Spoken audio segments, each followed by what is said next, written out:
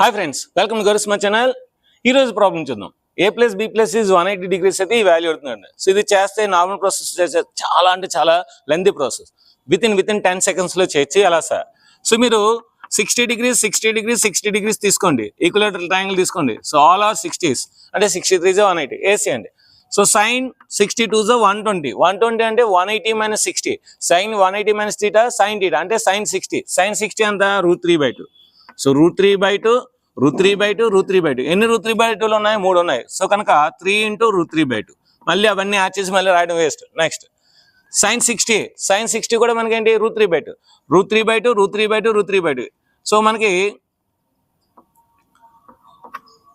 √3/2లు ఎన్ని ఉన్నాయి? 3 ఉన్నాయి. 3 మల్టిప్లై చేయాలి. So √3/2 whole cube √3/2 whole cube. So ఇప్పుడు దీన్ని ఏం రాయొచ్చు?